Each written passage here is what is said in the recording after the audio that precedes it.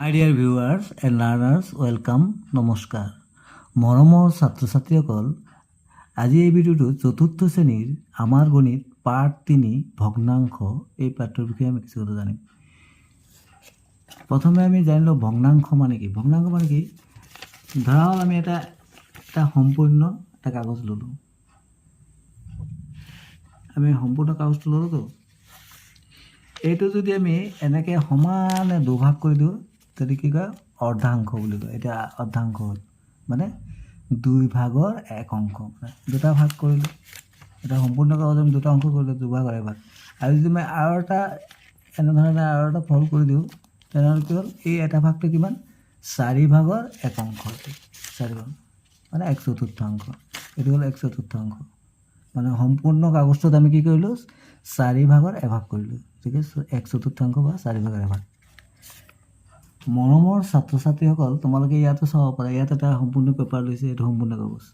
এই কাগজটো যদি আমি মাজে মাজে সমানে ভাগ কৰি দিওঁ, আধাত কাটিলে এইটো হ'ল আধা, এইটো আধা। আধা মানে 2 ভাগৰ 1 অংশ, 2 ভাগৰ 1 অংশ। আমি এইদৰে কৰিব পাৰি সমানে ভাগ। তাৰমানে প্ৰতিটো সমান ভাগেই সম্পূৰ্ণ কাগজৰ আধা, আৰু প্ৰতিটো ভাগ হৈছে কাগজখনত 2 ভাগৰ 1 অংশ বা অৰ্ধাংশ। মৰমৰ ছাত্ৰ ছাত্ৰীসকল, এতিয়া তোমালোকে চোৱা, তলৰ ছবিবোৰ কোনকেইটাত আধাত ভাগ কৰা হৈছে ৰাইট চিন দিব হৈছে। এইটোতো আধাত ভাগ কৰা হৈছে একদম পূৰা, এইটোত আমি ৰাইট চিন দিব পাৰোঁ। এইটো চোৱা, এইটোতো ইয়াত ভাগ কৰা হৈছে, আধা অংশ হ'ল নেকি, ইয়াত 3টা হেৰি ওলাই আছে, 2টা, তেনে আধা অংশ নহয়। এইটো একদম আধাত ভাগ কৰিলে, সমান সমানে পৰিলে, সমান হ'ব লাগিব, সমান 2 ভাগৰ হ'ব, এইটো আধা অংশ হ'ল। এইটো একদম আধা অংকত আছে, এইটো আধা অংকতে আছে, এইটো আকৌ আধা অংকত নাই। যদি আমি এনেকুৱা দিলোঁহেঁতেন, এনেকুৱা, তেতিয়া আধা অংক হ'লহেঁতেন, হয়নে? এইটো আধা অংকত নাই। বস্তু এটা 2 ভাগৰ 1 অংশ বা অৰ্ধাংশটো আমি এইদৰে লিখোঁ, 2 ভাগৰ 1 মানে ওপৰত অৰ্থাৎ লবত লিখিম 1 আৰু হৰত 2। ওপৰটো লব বুলি কয়, তলতো হৰ বুলি কয়। 2 ভাগৰ 1 অংশ, ইংৰাজীত পঢ়িলে আমি 1/2। এইবাৰ বাইদেৱে ভাঁজ কৰা কাগজখন আকৌ এবাৰ সমানে দুভাঁজ কৰিলে। এই যে প্ৰথমতে সম্পূৰ্ণ কাগজটো আকৌ দুভাগ কৰিলে, মানে এইটো হ'ল আধা অংশ, মানে 2 ভাগৰ 1 অংশ। এইটো আকৌ যদি আমি হেৰি কৰোঁ, ফল্ড কৰোঁ, তেনেহ'লে ভাঁজ কৰোঁ, তেতিয়াহ'লে কি বুলি ক'ম, এইটো 4 ভাগৰ 1 অংশ। আমি ইতিমধ্যে দেখাইছিলোঁ না সম্পূৰ্ণ কাগজ এটাক। মৰমৰ ছাত্ৰ ছাত্ৰীসকল, এই চোৱা, এই যে 4 ভাগ কৰিছিলে, এইটোক কয় 4 ভাগৰ 1 অংশ, 4 ভাগৰ 1 অংশ, 4 ভাগৰ 1 অংশ, 4 ভাগৰ। তাৰমানে সম্পূৰ্ণ কাগজত আমি 4 ভাগৰ 1 অংশকৈ কেইটা অংশ পালোঁ, 4টা। ইয়াক কি বুলি কোৱা হয়, 4 ভাগৰ 1 অংশ বা 1/4। এইটো আমি কেনেদৰে লিখোঁ, 4 ভাগৰ 1 এইদৰে, তাৰমানে লবত 1 আৰু হৰত 4। এতিয়া তলৰ ছবিবোৰ 4 ভাগৰ 1 অংশ ৰং কৰা। তোমালোকে এই ছবিটো 4 ভাগৰ 1 অংশ, 1 2 3 4 ভাগ আছে, 1 অংশত তোমালোকে ৰং কৰি দিবা, যিকোনো এটা অংশত ৰং কৰি দিবা। এইটো হৈছে 1 2 3 4 ভাগ আছে, 4 ভাগৰ 1 অংশত তোমালোকে কি কৰি দিবা, ৰং কৰি দিবা। এইটো 1 2 3 4 ভাগ আছে, যিকোনো এটা অংশত ৰং কৰি, এইটো কৰা বা এইটোত কৰা, যিকোনো এটাত কৰিবা। যিবোৰ ছবি 4 ভাগৰ 1 অংশত ৰং কৰা আছে, ৰাইট চিন দিওঁ আহা। এইটো 4 ভাগৰ 1, এই 2টা ভাগে আছে, ৰাইট চিন নহ'ব। এইটো 1 2 3 4 ভাগ আছে, আমি ৰাইট চিন দিব পাৰোঁ। এইটোত দুভাগে আছে, নহ'ব। এইটোত 1 2 3 4, 4 ভাগৰ 1 অংশ, ৰাইট চিন হ'ব। মৰমৰ ছাত্ৰ ছাত্ৰীসকল, তলৰ ফুটবোৰ সংযোগ কৰি 4টা বিভিন্ন আকাৰত বৰ্গ আঁকা। বৰ্গবোৰ বিভিন্ন ধৰণে সমানে 4 ভাগ কৰা আৰু ভাগবোৰক 4 ভাগৰ 1 অংশত ৰং কৰা। তোমালোকে এইটো কৰিবা।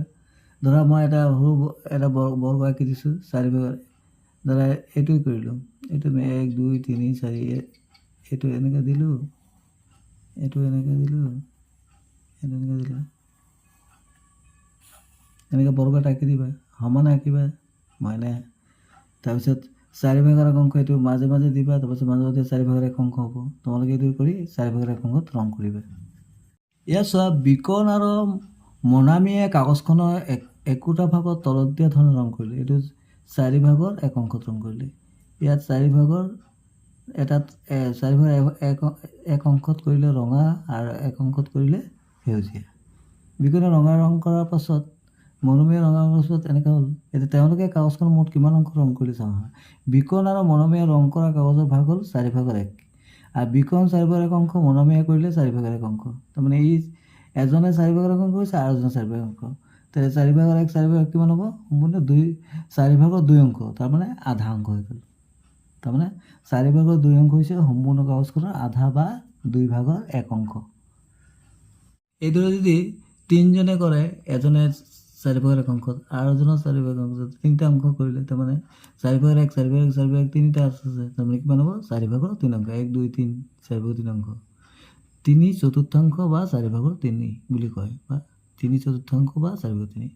এই চাওঁ বাওঁফালৰ অংকৰ লগত সোঁফালে মিলাও আহা। ইয়াত 1 2 3 4টা ভাগ আছে, 4/1 কেই অংশ গ্ৰহণ কৰিলে 2 ভাগত, তাৰমানে 4/2 2 কোনটো হ'ব এইটো 1 2 3 4 4/1 অংকত ৰং কৰিলে, তাৰমানে 4/1 অংক। এটা 1 2 3 4 4/1 কেই অংকত ৰং কৰিলে 1 2 3, তাৰমানে 4/3। এইটো দুভাগ কৰিলে 1 অংকত ৰং কৰিলে 2/1 অংক বা অৰ্ধাংশ, এইটো মিলিব। ইয়াত দিছে প্ৰীতি নিৰ্মলে কাগজৰ বিভিন্ন বস্তু সাজিবলৈ একে জোখৰ 2খন কাগজ আনিলে। এতিয়া কাগজ দুখন বেলেগ বেলেগ ধৰণে ভাঁজ কৰিলে। কাগজখন মই সমানে 3 ভাগ কৰিলে, 3 ভাগ কৰিলে, 1 ভাগ 2 ভাগ 3 ভাগ। মই সমানে 3 ভাগ কৰিলোঁ, পাছত পুনৰ একেধৰণে সমানে 2 ভাগ কৰিলোঁ, 3 ভাগ কৰি পিনি এনেকৈ 3 ভাগ কৰি আকৌ 2 ভাগ কৰিলে, তাৰমানে কেইটা ভাগ হৈ গ'ল 1 2 3 4 5 6টা হৈ গ'ল। প্ৰীতিয়ে কাগজখনৰ এটা অংশত ৰং কৰিলে, যে 1 2 3 এটা অংশত ৰং কৰিলে। প্ৰীতিয়ে অংকটো কাগজৰ 3/1 অংশ বা 1/3 বুজাইছে। ইয়াক আমি যদি 3/1 অংশ হিচাপে লিখোঁ। নিৰ্মলেও কাগজখনে এটা অংকত ৰং কৰিলে, এইটো কিমান কৰিলে 1 2 3 4 5 6 6/1 অংকত। 6/1 অংকটো কেনে লিখে, এইদৰে লিখে, তলত 6 ওপৰত 1, তাৰমানে লবত 1 হৰত 6। ইয়াৰ পিছত থোপৰ পৰা বস্তু সমানে ভাগ কৰা আহা। তলৰ ছবিখন গিলাচৰ থোপটোলৈ মন কৰা, কেইটা আছে 1 2 3 4 5 6 7 8টা আছে। থোপটোত থকা গিলাচৰ সংখ্যা কিমান 8টা, 8 লিখিম।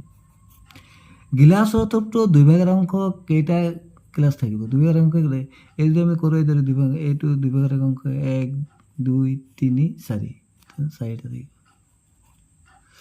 তলৰ ছবিসমূহ নিৰ্দেশনা অনুসৰি ঘেৰ দিব আহা। ইয়াত ঘেৰ দিব গৈছে 3/1 অংক 1 2 3 4 5 6 7 8 9, তো 3/1 অংক 3 ভাগ কৰিলোঁ, তো 3/1 অংক 3টা পোকে পৰিব।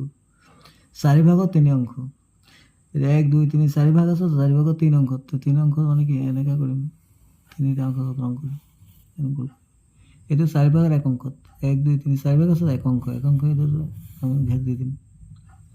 ইয়াত 6/1 অংকত ইয়াত কেইটা ভাগ আছে 1 2 3 4 5 6 7 1 2 3 4 4টা ভাগ আছে, 6 ভাগ কৰিব লাগিব। 6 ভাগ কৰিলে কেইটা হ'ব, প্ৰথম কেইটা আছে চাই লওঁ 1 2 3 4 5 6 7 8 9 10 11 12 13 14 15 16 17 18 19 20 21 22 23 24 25 26 27 28টা আছে।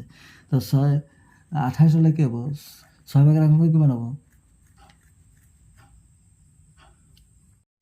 ইয়াত দেখিলোঁ আমি কেইটা আছে 1 2 3 4 5 6 7, কেইটা 1 2 3 4 6 28টা আছে। 28টাতো আমি 6/1 অংক ঘেৰ দিব নোৱাৰোঁ, কাৰণ আমি যদি কৰোঁ, যদি আমি 5টাকে লওঁ, তো 5 6 30টা থাকিব লাগিব। ইয়াত 28টা আছে। এইটো চাওঁ 4/3 অংক 1 2 3 4 5 6 7, 7 4 7 28টা। তো 28টা 3 ভাগ হ'লে কিমান হ'ব, এভাগত কিমানকৈ পৰিলে 28 হ'লে 4 দি ভাগ কৰোঁ, 4 7 গুণ 7টাকৈ পৰিলে, তো 3 7 গুণ কিমান হ'ব 21টা।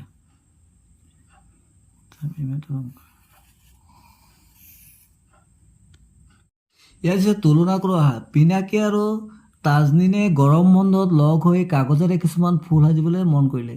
দুয়োজনে 2খন সমান জোখৰ কাগজ আনিলে। কাগজখন মই সমানে দুভাগ কৰি 2পা ফুল সাজিম, এই 2টা ভাগ কৰিলে। কাগজখন মই সমানে 3 ভাগ কৰি 3 ভাগ ফুল সাজিম, এই 3 ভাগ কৰিলে, একে সমানে কাগজ। পিনাকীয়ে এপাহ ফুল সাজিবলৈ কাটি লোৱা কাগজৰ অংশ, এপাহ ফুল আঁকিবলৈ কিমান কৰিব 2/1 অংশ।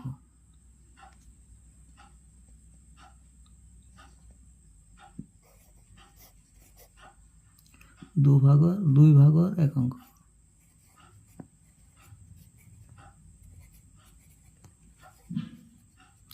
আৰ তাজনীয়ে এপাহ ফুল সাজিবলৈ কাটি লোৱা কাগজৰ অংশ কিমান 3/1 অংশ।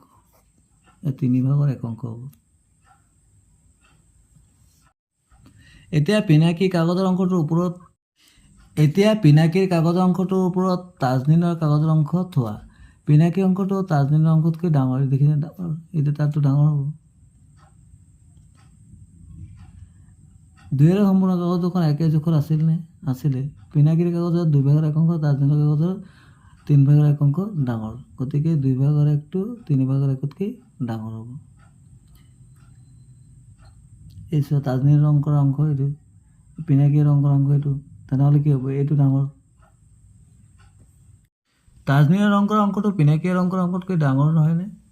ডাঙৰ। এই 3/1 অংক, এইটো 4/1 অংক, এই 3টা ভাগ কৰিছে এটা কাগজ, এইটো 4টা ভাগ কৰিছে, তো এইটো ডাঙৰ। তাজমহলৰ অংকৰ অংক হ'ল 1 2 3 4টা, 1 2 3 4 5টা, এই 5টা ভাগ কৰিলে তো কোনটো ভাগ নহ'ব? এইটোতো 4/1 অংক, এইটোতো 5টা ভাগ কৰিলে সৰু, তেনেহ'লে এইটো ডাঙৰ হ'ব। 5/1তকৈ 4/1 ডাঙৰ, এইটো এই চিনটোক এইপিনে হ'ল ডাঙৰ, এইপিনে হ'ল সৰু। তাজমহলৰ অংকৰ অংক, পিনাকিৰ অংকৰ, এই চোৱা এইটো 5/1 অংক, এইটো হ'ল 1 2 3 4 5 6, 6/1 অংক, তো কোনটো ডাঙৰ হ'ব? 5/1 অংক, কাৰণ এইটো 5টা টুকুৰা কৰিলে, 5 ভাগ কৰিলে, এইটো 6 ভাগ কৰিলে। এইদৰে আমি তাজমহলৰ অংকৰ অংকটো এদিকে 6/1, এইটো হ'ল 7/1, তেনেহ'লে কোনটো ডাঙৰ হ'ব? 6/1টো ডাঙৰ হ'ব। যিমানেই অংশ এটা সমান কাগজ ল'লে যদি তাৰ অংশ বেছি বনোৱা হয়, তেনে এইটো সৰু হ'ব, যাৰ অংশ কম সেইটো ডাঙৰ হ'ব। তেওঁলোকে কাগজৰ ৰংকৰ অংকবোৰ মন কৰা। এইটো কৰিলে 3/1 অংক, এইটো 4/1 অংক, 5/1 অংক, 6/1 অংক, 7/1 অংক। ওপৰৰ ছবিবোৰৰ পৰা আমি গম পালোঁ যে 3/1 অংকটো চবচে ডাঙৰ, এইটো ডাঙৰ, তাৰপিছত এইটো আহিব, তাৰপিছত এইটো, তাৰপিছত এইটো, তাৰপিছত এইটো, তাৰমানে এইটো কি হ'ল?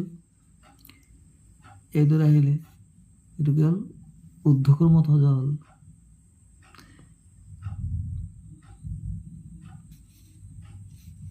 এইটো কি হ'ল? অৰ্ধক্ৰমত সজোৱা হ'ল, ডাঙৰৰ পৰা সৰুলৈ, তাৰমানে ডাঙৰৰ পৰা সৰুলৈ হ'লে কি কয়? এইটো অৰ্ধক্ৰমত। একেটা বস্তুকে বেছিকৈ সমান ভাগ কৰিলে ভাগটো ক্ৰমান্বয়ে সৰু হৈ যায়। তলৰ ছবিৰ ৰং কৰা অংশবোৰৰ ভগ্নাংশ লিখা। এদিকে এইটো সমান কেইটা ভাগ আছে? 2টা, তাৰমানে 2/1 অংক। এইটো কেইটা আছে? 1 2 3, তাৰমানে 3/1 অংক। এইটো 1 2 3 4 5, এইটো মানে 5/1 অংক। এইটো 1 2 3 4, 4/1 অংক। এইটো 1 2 3 4 5 6 7, 7/1 অংক।